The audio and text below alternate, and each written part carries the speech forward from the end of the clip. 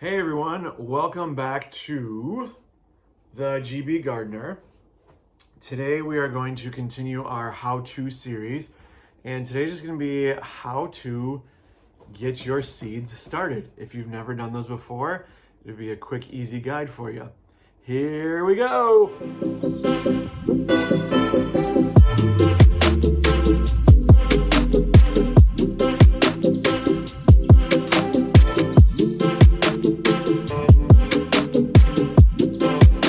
So with this video, hopefully by the end of it, you feel more comfortable with how to start your seeds and you feel more confident that you can actually do these from home and get them started rather than going out and spending $3, $4, $5, $6, $7 per plant on your seeds or your plants that you want to grow throughout the year.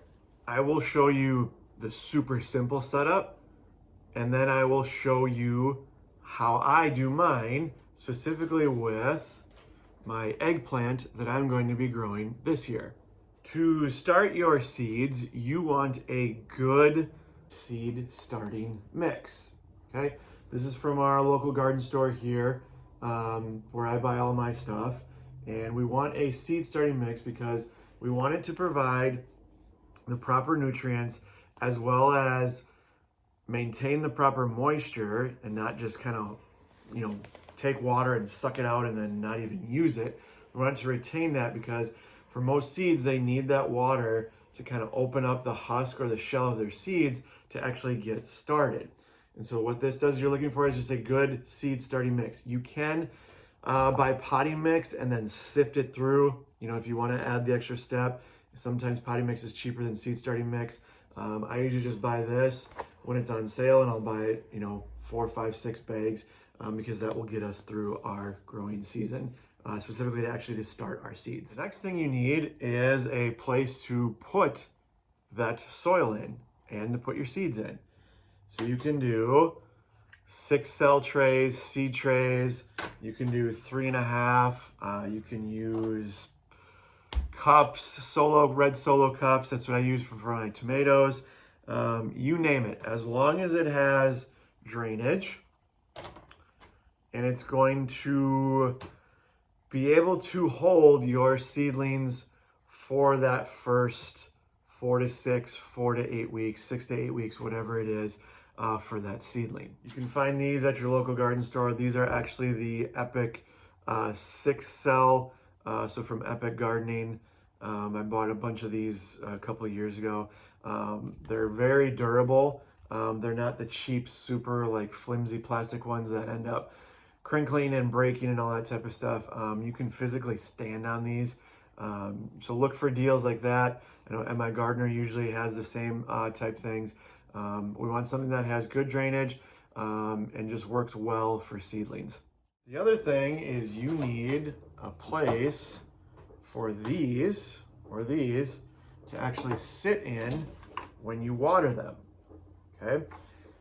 You need to bottom feed them, okay? So you would fill this up with water, put your seed tray in there, and then fill this with water, and that way it can wick up. That way you're getting the proper moisture constantly within your seeds. So those are the 3 things you would need to just start your seeds. A good seed starting mix, trays or containers, and then a water tray to catch the excess water or to actually water or bottom feed them. You start with those, you are well on your way to actually getting your seeds and your seedlings to germinate and well on your way to starting your growing season. Now, as they germinate, you need to provide sunlight for them. Sometimes a sunny window can be sufficient, but you need to actually get at least 10 to 12 hours of sun in that window. But also at the same time, the window pane will actually cut out some of those UV rays that help that plant to grow. So after they germinate, you're going to need to provide some artificial light. That's where grow lights come in. And in some instances, if you grow them in the basement like me, you need to provide a little bit of warmth or a little bit of heat, specifically eggplant, which I'm growing today, and peppers. You'll actually need a heat mat or a grow mat. look at your seed packet, okay? We talked about this last time in my last video. If you need to go back and look at it, it's right up here. It just helps you understand what's going on with your seed packet. Certain seeds have certain requirements. That's why I did the video last time. You need to understand what's on there. These seeds need a soil temp of 70 to 75 degrees constantly. Otherwise, they won't germinate. Otherwise, I'm just going to be dead in the water and I'm not going to have eggplant again like I didn't have last year. If your seed packet just says you don't need any of those requirements, those first three things that I talked about, that's all you need to do. Seed starting mix, seed starting tray or pots, and then an actual water tray. That's all you would need until they germinate. Once they germinate, you see them poke up, then we need to provide grow lights. I will give you a how-to guide in my next video of what to look for with grow lights, all the specifications that you need to look for, and how to set it up, and I'll actually show you how I set mine up here at home. All right, so we're actually gonna get started with this. I'm gonna take you through step by step how to actually plant my eggplant and show all these steps and requirements in action. First, we want to get our seed starting mix moistened.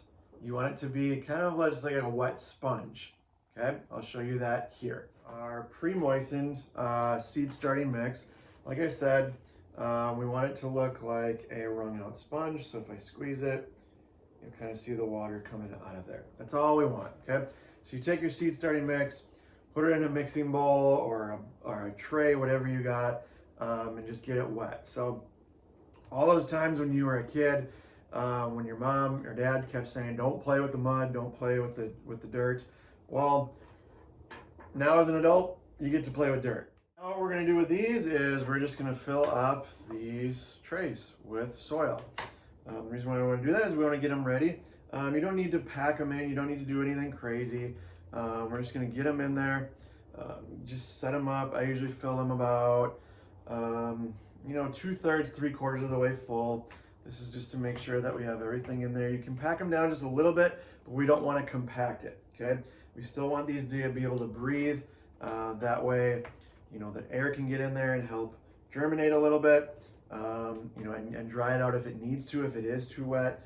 If we just pack it in there way too much, your soil can kind of go all wonky and kind of kill your seeds and all that type of stuff. So just gently fill all of your seed starting trays, your container, whatever you're going to use, with the soil that you pre-moistened.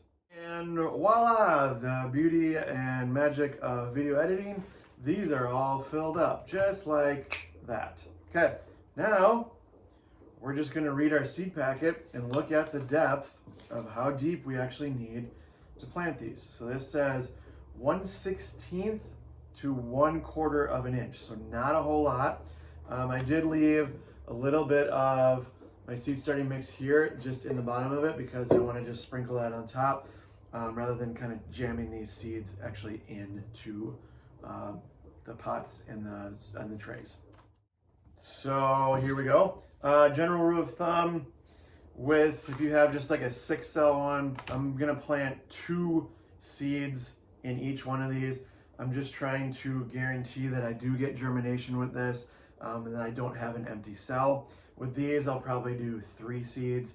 Then once they grow up, once they germinate, I'll thin them out and actually just pick the best 1 or 2 out of these bigger ones and then just pick the best one out of these.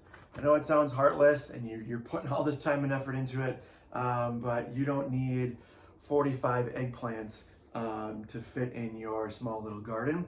You probably just need 5 or 6 and you'll have more than enough eggplant kind of coming out of your ears once they come to harvest. So here we go.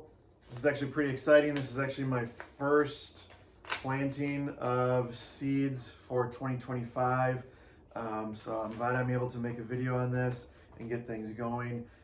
Just the other day, I sat down and planned everything out of when I need to start all my seeds based on my last frost date and everything of that nature. So things are going in the right direction.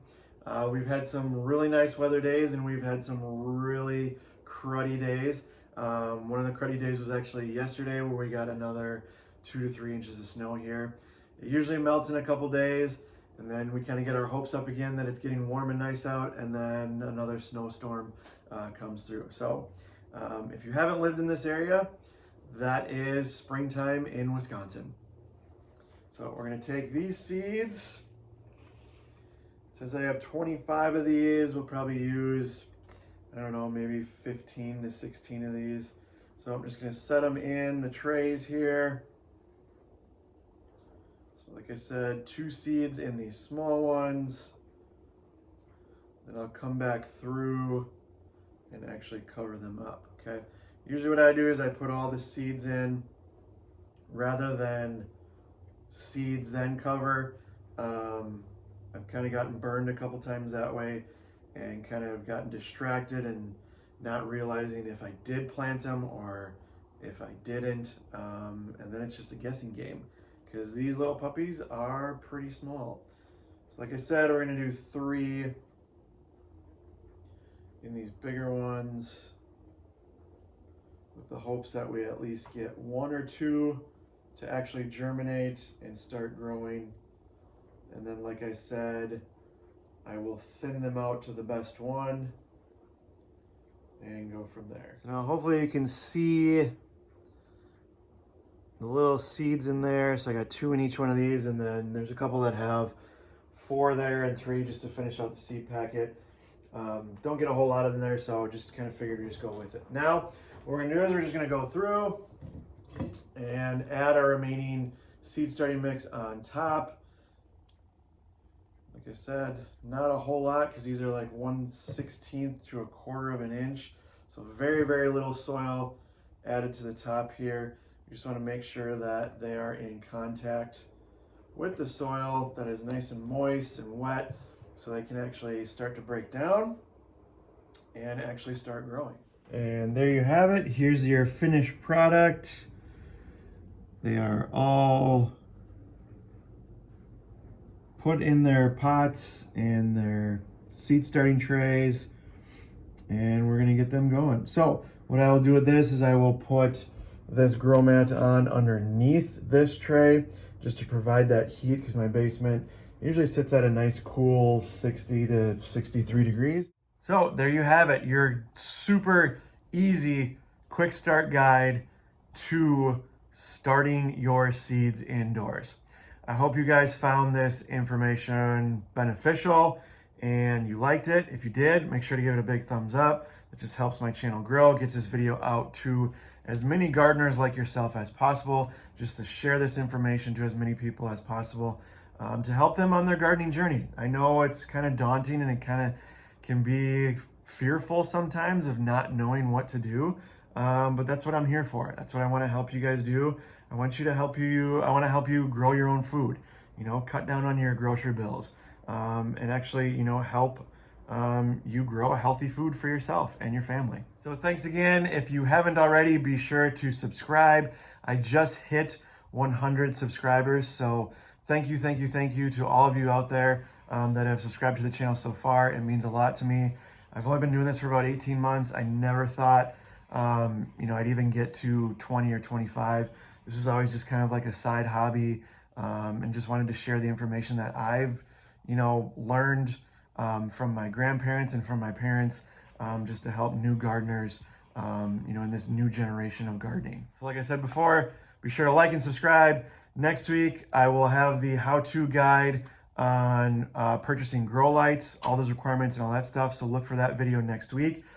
Videos are probably going to start ramping up, maybe on a weekly, if not every other week. I know it's kind of been hit and miss here just because I'm trying to get through the winter here. But once we get into our full growing season, there will be a lot of videos coming out. How-to for peppers, tomatoes, potatoes, peas, beans, everything that we grow in our garden. So look forward to that. Thanks again for joining me today, and we'll see you all next time.